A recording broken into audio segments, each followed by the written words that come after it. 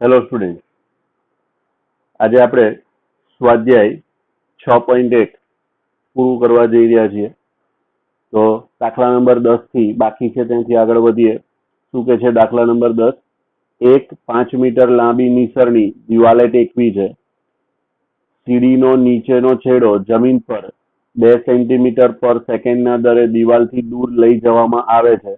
જ્યારે સીડીનો નીચેનો છેડો દિવાલથી 4 મીટર દૂર હોય ત્યારે દિવાલ પર નિસરણીની ઊંચાઈ કેટલી ઝડપથી ઘટશે? તો અહીંયા આગળ નિસરણીની લંબાઈ તો સરખી જ રહેવાની. નિસરણીની લંબાઈ ન વધે ઘટે, પણ એને જમીનથી જેટલા દૂર, દિવાલથી જેટલા દૂર લઈ જઈએ એટલી એની હાઈટ ઓછી થાય. કઈ રીતે? તો જોઈએ. આને આપણે એક એક્ઝામ્પલ છે આપણી પાસે, તો આની જ વાત કરી લઈએ અને આને હું નિસરણી કહી દઉં છું. બરાબર છે? અથવા આ પરિસ્થિતિ વિચારીએ કે આને આપણે નિસરણી કહી દઈએ છે, આને નિસરણી કહી દઈએ છે. હવે નિસરણીની લંબાઈ તો એટલી ને એટલી જ રહેવાની છે, પણ જો અહીંયાથી આ છેડો દૂર લઈ જઈએ છે તો સામે ઊંચાઈ ઘટશે અને આ છેડો જેટલો નજીક લાવીશું એટલી ઊંચાઈ વધશે. બરાબર છે? હું નિસરણીની લંબાઈ નથી વધઘટ થતી. તમારે નીચેનો છેડો દૂર લઈ જાઓ છો તો ઉપરનો છેડો આ નજીક, આ નીચે આવે છે, અને નીચેનો છેડો નજીક લાવો છો તો ઉપરવાળો છેડો છે, ઉપર દિવાલ વાળો જે છેડો છે ઉપર જઈ રહ્યો છે. બરાબર? એટલે તમે આને દૂર લઈ જઈ રહ્યા છો એટલે આ ઘટાડો થઈ રહ્યો છે. એ ઘટાડો આપણે શોધવાનો છે. ઓકે, તો જોઈએ. અહીંયા આગળ x માં વધારો થઈ રહ્યો છે એટલે y માં જે ઘટાડો થશે એ ઘટાડો આપણે શોધવાની વાત કરવાની છે. તો ધારો કે t સમયે સીડીના જમીન પરના છેડા a નું દિવાલથી અંતર x અને દિવાલ પરના છેડા b નું જમીનથી અંતર y છે એવું આપણે સ્વીકારી લઈએ. તો એ જ વસ્તુ અહીંયા લખવી પણ પડશે. ધારો કે t સમયે સીડીના જમીન પરના છેડા a નું દિવાલથી અંતર x અને સીડીના દિવાલ પરના છેડા b નું જમીનથી અંતર કેટલું લઈએ છે? y છે.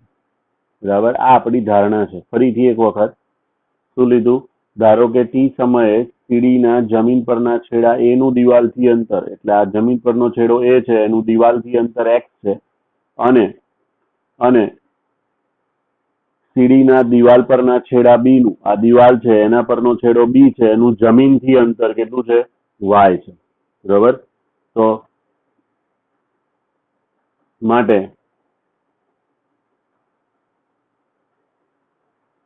કોઈ પણ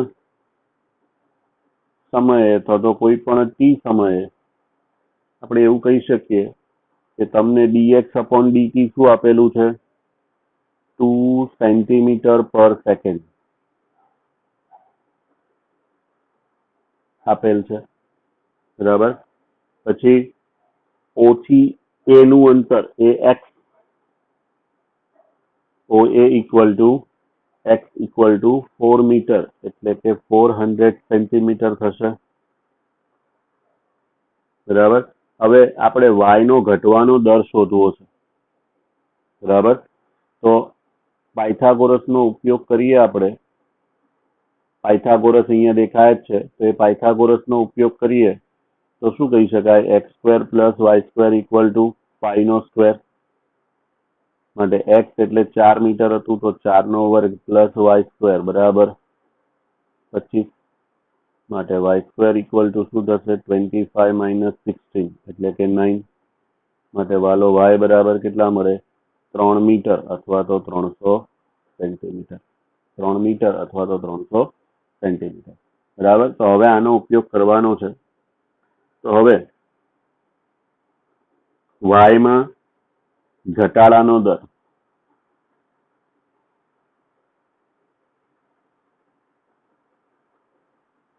શોધવા. શું કરીશું? ફરીથી આનું આ જ સમીકરણ લેવાનું ને, આપણી પાસે સમીકરણ તો એ જ છે, x² + y² = 25. ઓકે, ચાલો સમયની સાપેક્ષ વિકલન કરીએ તો x² નું વિકલન શું થાય? x² નું વિકલન થશે 2x ઇન્ટુ સમયની સાપેક્ષ છે એટલે dx/dt પ્લસ y² નું થશે 2y into dy/dt equal to 25 અચળ છે એટલે વિકલન કેટલું થઈ જાય? 0. બરાબર. હવે ભાગાકાર કરી નાખીએ, 2 વડે ભાગાકાર કરી નાખો તો x into dx/dt plus y into dy/dt equal to 0 થઈ જશે આવું.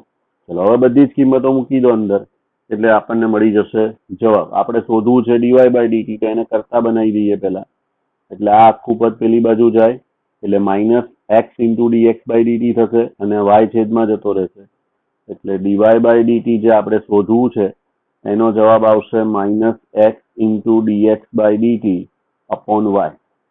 ઓકે, મૂકી દો કિંમત બધાની એટલે આવી ગયો જવાબ. માઇનસ x એટલે કેટલા? x એટલે કેટલા? 400 કેમ કે સેન્ટીમીટરમાં છે ને. y એટલે કેટલા?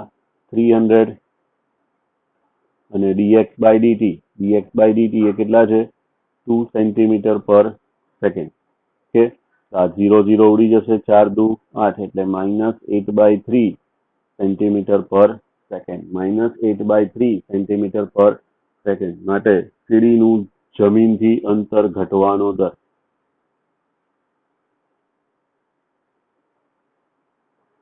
સીડીના દિવાલ પરના છેડાનું જમીનથી અંતર ઘટવાનો દર કેટલો થાય? 8/3 cm/s. તમે અહીંયા ઘટાડાનો દર લખો છો, ઘટવાનો દર, બરાબર, એટલે માઇનસ કરવાની જરૂર નથી. ઓકે, ચાલો આગળ વાત કરીએ. શું કહે છે દાખલા નંબર 11?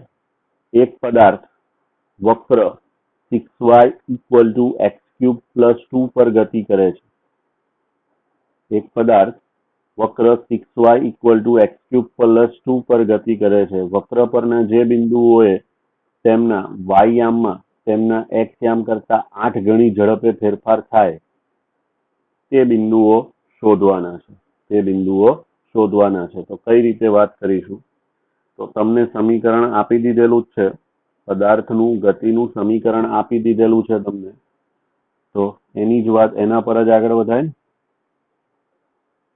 પદાર્થનું ગતિનું સમીકરણ શું છે? 6y = x³ + 2. 6y = x³ + 2. Okay, તો હવે સમયની સાપેક્ષ વિકલન કરો તો શું થશે? સમયની સાપેક્ષ વિકલન કરો તો માટે 6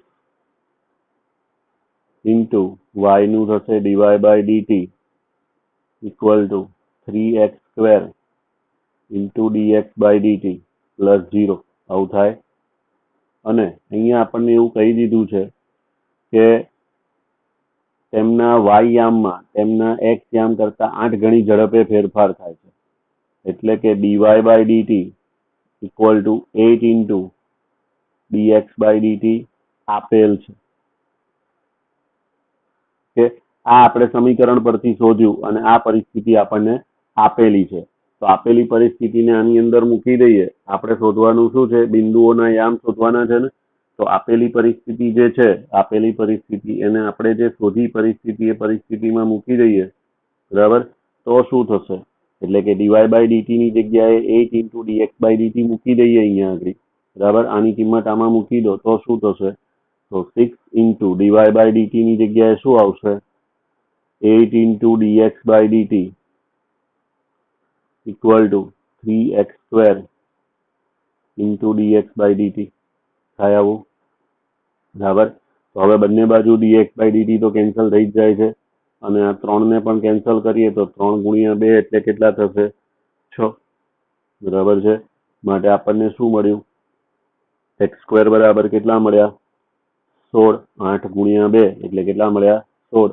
અને x સ્ક્વેર બરાબર 16 મળે તો x ઇક્વલ ટુ શું કહી શકાય? Plus or minus x equal two શું કહી શકાય? Plus or minus 4. હવે આપણે તો બિંદુઓ શોધવાના છે, તો બિંદુઓ શોધવા માટે શું કરવું પડશે?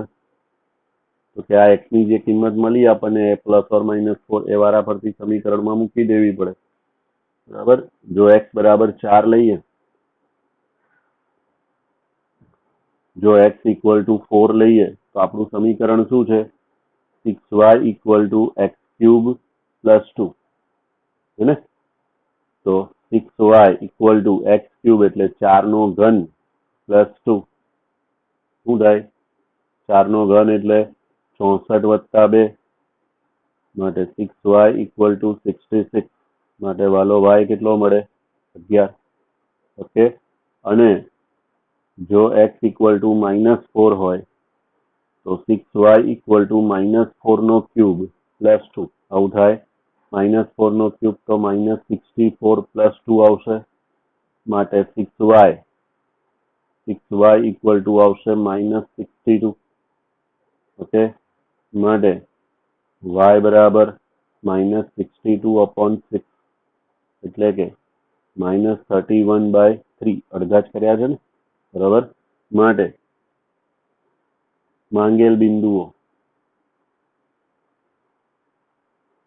બિંદુઓ કયા મળે? જો x બરાબર 4 લઈએ તો y બરાબર 11 અને x બરાબર જો -4 લઈએ તો y બરાબર -31/3 મળે છે. ઓકે. ચાલો આગળ શું કહે છે? હવાના પરપોટાની ત્રિજ્યા 1/2 સેન્ટીમીટર પર સેકન્ડના દરે વધે છે. હવાના પરપોટાની ત્રિજ્યા 1/2 સેન્ટીમીટર પર સેકન્ડના દરથી વધે છે. જ્યારે પરપોટાની ત્રિજ્યા 1 સેમી હોય ત્યારે તેના કદમાં થતા વધારાનો દર. કદમાં થતા વધારો, કદ એટલે કે v માં થતો વધારો. હવે હવાનો પરપોટો કેવો હોય? તો કે ગોળાકાર. હવાનો પરપોટો કેવો લઈશું? ગોળાકાર. તો આપેલી માહિતી શું કહે છે? હવાના પરપોટાની ત્રિજ્યા ધારો કે r છે. ધારો કે હવાના પરપોટાની ત્રિજ્યા r સેન્ટીમીટર છે. જો હવાના પરપોટાની ત્રિજ્યા r સેન્ટીમીટર હોય તો તમને ત્રિજ્યાનો વધવાનો દર એટલે કે dr/dt આપેલું છે અને એ કેટલું છે? 1/2 સેન્ટીમીટર પર સેકન્ડ. ઓકે. તથા r બરાબર કેટલું લેવાનું કીધું છે? 1 સેન્ટીમીટર. r બરાબર કેટલા લેવાના કીધા છે? 1 સેન્ટીમીટર. ઓકે. તો એના માટે તમે શોધશો શું? dv/dt. ઓકે. તો હવે કદ ઘનફળ સૂત્ર 4/3 પાઈ r ક્યુબ. 4/3 પાઈ r ક્યુબ માટે dv/dt ઇઝ ઇક્વલ ટુ શું થશે? 4/3 પાઈ અચળ છે અને d/dt ઓફ આવે r ક્યુબ. ઓકે. તો એને કહીશું 4/3 પાઈ અને હવે r ક્યુબ નું સમયની સાપેક્ષ વિકલન એટલે 3r² અને પછી dr/dt. 3r² અને dr/dt. તો આ 3 ઉડી જશે. શું વધ્યું? 4πr² into dr/dt. 4πr² into dr/dt. તો શોધી કાઢીએ. 4πr એટલે 1 છે તો 1 નો વર્ગ અને dr/dt કેટલા છે? 1/2 એટલે કેટલા આવશે? 2π. આ 2 ગુણ્યા 2 4 એટલે 2π. 1 નો સ્ક્વેર તો 1 જ રહેશે. 2π સેન્ટીમીટર ક્યુબ પર સેકન્ડ. 2π સેન્ટીમીટર ક્યુબ પર સેકન્ડ. ઓકે. માટે હવાના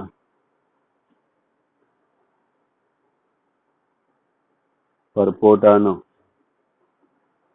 કદનો વધવાનો દર કેટલો મળે છે? 2π સેન્ટીમીટર ક્યુબ પર સેકન્ડ મળે છે.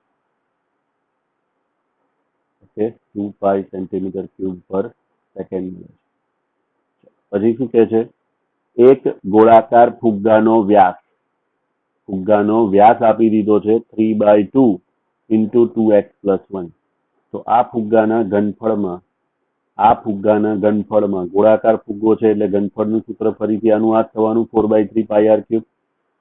ઘનફળમાં x ને સાપેક્ષ થતા ફેરફારનો દર શોધવો છે. x ને સાપેક્ષ થતા ફેરફારનો દર શોધવો છે અને ફુગ્ગો ગોળાકાર જ રહે છે એવું કહી દીધું છે. તો અહીંયા આગળ ફુગ્ગાની ત્રિજ્યાની વાત કરીએ. ફુગ્ગાની ત્રિજ્યા તો શું થાય, વ્યાસ ભાગ્યા 2.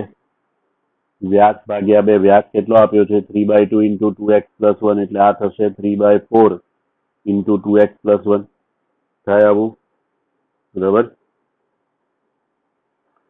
માટે r equal to આપણને આપી દીધું છે 3/4 into 2x+1, બરાબર. હવે આપણે ફુગ્ગાના ઘનફળમાં x ને સાપેક્ષ થતા ફેરફારનો દર શોધવો છે, બરાબર. તો ફુગ્ગાના ઘનફળનું સૂત્ર શું થશે, v બરાબર 4/3 πr3. તો હવે ફુગ્ગાનું કદ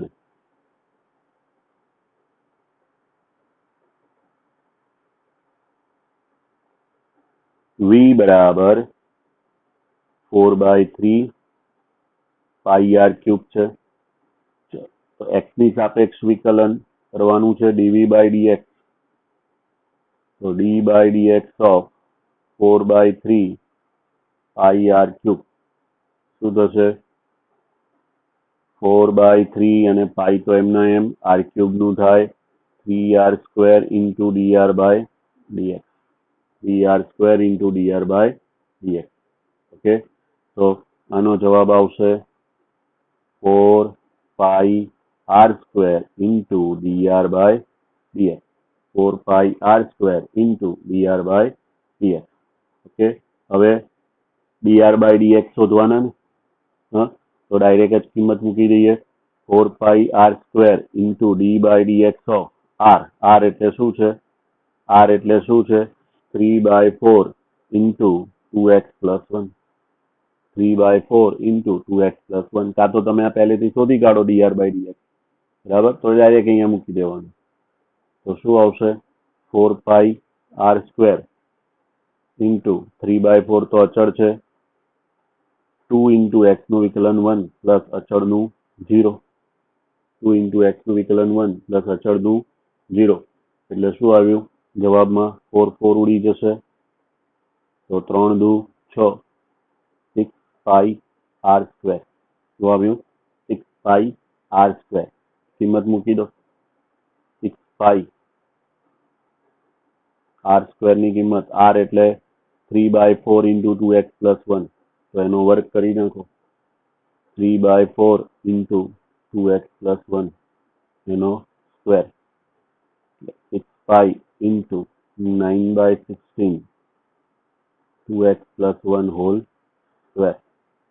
અહીંયા આવું તો અહીંયા આગળ છેદ ઉડાડીએ તો 2 વડે જ ભાગ ચાલે ને, અહીંયા 3 આવશે અને અહીંયા 8 આવશે એટલે 9 તરી 27π/8 અને 2x+1 હોલ સ્ક્વેર. ઓકે, માટે ફુગ્ગાના કદનો x ને સાપેક્ષ બદલાવાનો દર, ફુગ્ગાના કદનો x ને સાપેક્ષ બદલાવાનો દર કેટલો મળે છે, 27π/8 into 2x+1 whole square. Okay, 14 number શું કહે છે, એક પાઇપ દ્વારા 12 cm³ પર સેકન્ડના દરથી રેતી નાખવામાં આવે છે. આ રેતી દ્વારા જમીન પર શંકુ બને છે. તેની ઊંચાઈ હંમેશા તેના પાયાની ત્રિજ્યા કરતા 1/6 ઘણી રહે છે.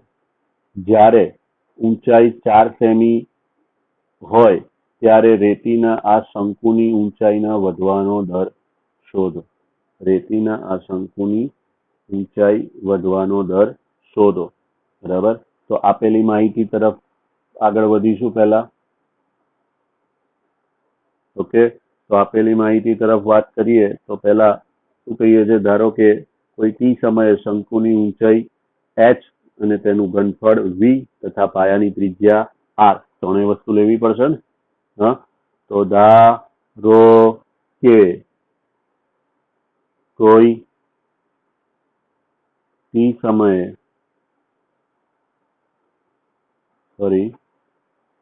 શંકુની ઊંચાઈ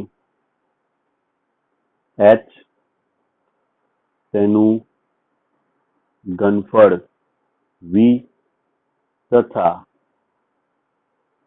પાયાની ત્રિજ્યા કેટલી છે? પાયાની ત્રિજ્યા r છે. ઓકે, માટે આપેલી માહિતી પાઇપ દ્વારા 12 સેન્ટીમીટર ક્યુબ પર સેકન્ડના દરથી રેતી નાખવામાં આવે છે એટલે શંકુનું ઘનફળ વધતું જાય છે. બરાબર, એટલે શંકુના ઘનફળમાં થતો ફેરફાર આવે ને, એટલે કે dv/dt કેટલા આપ્યા છે? 12 સેન્ટીમીટર ક્યુબ પર સેકન્ડ. ઓકે, અને બીજું શું કહે છે? આ રેતી જમીન પર શંકુ બનાવે છે, તેથી તેની ઊંચાઈ હંમેશા પાયાની ત્રિજ્યા કરતા 1/6 ગણી રહે છે. બરાબર, એટલે કે h હંમેશા r કરતા 1/6 ગણી, એટલે r/6 જેટલી રહે છે. તો h = 4 સેન્ટીમીટર હોય ત્યારે શંકુની ઊંચાઈ વધવાનો દર એટલે dh/dt બરાબર કેટલા? આ આપણે શોધવાનું છે. dh/dt બરાબર કેટલા?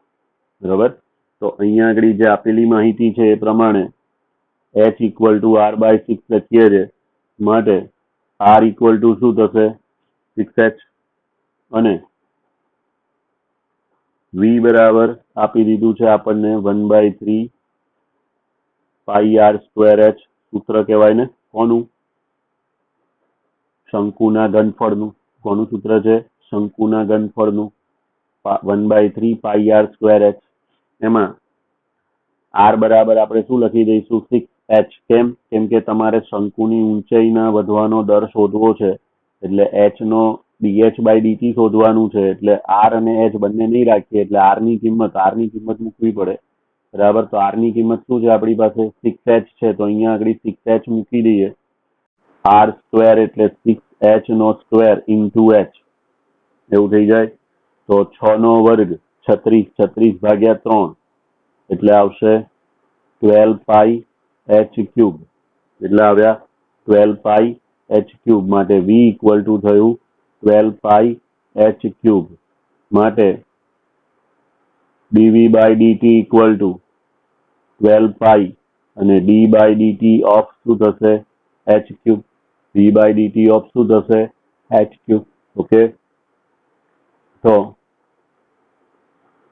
અહીંયા જ આપણે શોધી કાઢીશું એને. d/dt of h³. શું થાય d/dt of h³? એટલે કે 12π અને h³ છે તો 3h² into dh/dt થાય આવું. બરાબર, બધી કિંમતો મૂકી દેવાની. dv/dt બરાબર કેટલા આપ્યા છે તમને? 12. તો 12 = 12π into 3h². h એટલે છે 4, તો 4 નો વર્ગ into dh/dt. ઓકે, થાય આવું. તો બંને બાજુથી 12 કેન્સલ થઈ જશે.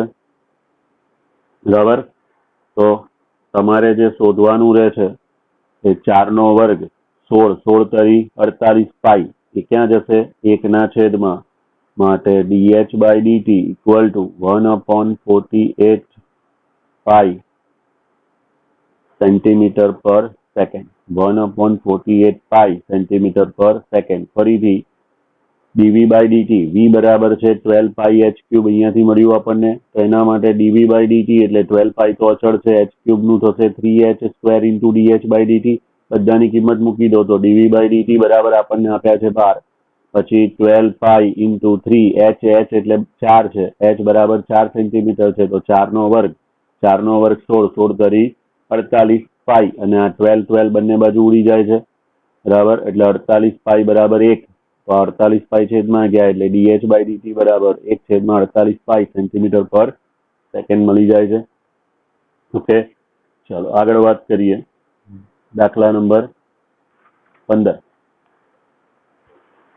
દાખલા નંબર 15, એક વસ્તુના x એકમના ઉત્પાદનનો કુલ ખર્ચ રૂપિયામાં આપ્યો છે આપણને કોસ્ટ ફંક્શન તરીકે.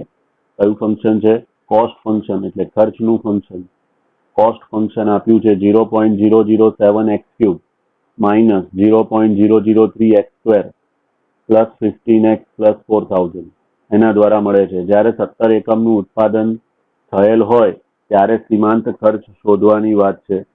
સીમાંત ખર્ચ એટલે આપણે કીધું હતું d by d x of c, d by d x of c of x. આ જે કોસ્ટ ફંક્શન છે એટલે ડીસી બાય ડીએક્સ કહીશું તમે તો બી તમને શું મળી જશે? સીમાંત ખર્ચ. એમાં એક્સ ની કિંમત કેટલી મૂકવાની છે આપણે? 17, બરાબર. તો જોઈએ અહીં શું આપેલું છે આપણને? C of x equal to 0.007x³ minus 0.003x² plus 15x plus 4000 આવું આપેલું છે બરાબર, જ્યાં x એ ઉત્પાદનના એકમો અને સી ઓફ એક્સ એ કુલ કિંમત છે. જ્યાં x એ ઉત્પાદનના એકમો અને C of X cost function એ કુલ ખર્ચ માટે આપણે જોઈએ છે સીમાંત ખર્ચ. માટે સીમાંત ખર્ચ, તો સીમાંત ખર્ચ ઇક્વલ ટુ શું થશે? D by d x of C એટલે કે C of x. D by d x of C એટલે કે સી ઓફ એક્સ. તો કરો શું થશે? 0.007 તો એમના એમ રહેશે, 0.007 એમના એમ રહેશે, x³ નું 3x² માઇનસ 0.003 એમના એમ રહેશે, x² નું થાય 2x પ્લસ 15 ઇન્ટુ x નું 1 અને 4000 તો અચળ છે એટલે વિકલન થઈ જાય 0. માટે ડીસી બાય ડીએક્સ બરાબર 7 તરી 21 એટલે શું થાય? 0.00 અહીંયા 7 છે ને એટલે 0.021x² માઇનસ અહીંયા 2 વડે ગુણી કાઢો એટલે 0.006x અને પ્લસ 15 થાય આવું. માટે x બરાબર 17 હોય ત્યારે સીમાંત ખર્ચ x ઇક્વલ ટુ 17 હોય ત્યારે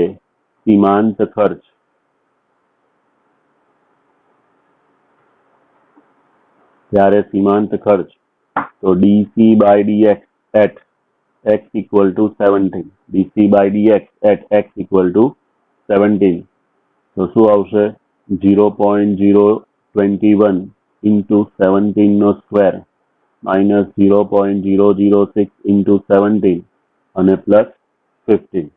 ઓકે, તો અહીંયા આગળ 17 નો વર્ગ કરી અને એને 0.021 સાથે ગુણી કાઢીશું તો એનો જવાબ આવે છે 6.069 માઇનસ 0.17 છંગ 102 102 પ્લસ 15 બરાબર, એટલે ફાઇનલ આન્સર થશે 20.967. 20.967. ઓકે, માટે 17 એકમના ઉત્પાદનનો સીમાંત ખર્ચ 17 એકમના ઉત્પાદનનો સીમાંત ખર્ચ ₹20,967 છે. ઓકે, આગળ વાત કરીએ. દાખલા નંબર 16. એક વસ્તુના X એકમના વેચાણથી મળતી કુલ આવક રૂપિયામાં રેવન્યુ ફંક્શન આપેલું છે આપણને 13x² પ્લસ 26x પ્લસ 15 એના દ્વારા મળે છે. જો x બરાબર 7 હોય ત્યારે સીમાંત આવક શોધો. x બરાબર 7 હોય ત્યારે સીમાંત આવક શોધો. તો પેલા જેવી જ વાત થઈ અહીંયા પણ. તો અહીંયા બી શું કહીશું, અહીં ત્યાં p of x હતું, અહીંયા શું છે r of x. r of x બરાબર કેટલા છે 13x² પ્લસ 26x પ્લસ 15, જ્યાં x એ વેચાણના એકમો છે અને r of x A cool revenue છે. બરાબર, કુલ રેવન્યુ એટલે કે કુલ આવક છે. તો માટે સીમાંત આવક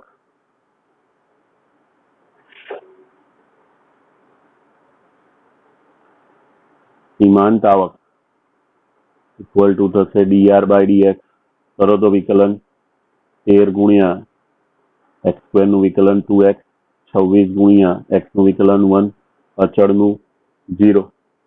બરાબર, એટલે આ થશે 13 દુ ને 26x પ્લસ 26x પ્લસ માટે x ઇક્વલ ટુ કેટલા 7 હોય ત્યારે સીમાંત આવક બરાબર dr/dx at x equal two 7, એટલે 26 ગુણ્યા 7 પ્લસ 26 એટલે 26 ગુણ્યા 8 કહેવાય. એનો જવાબ આવશે 208. માટે 7 એકમના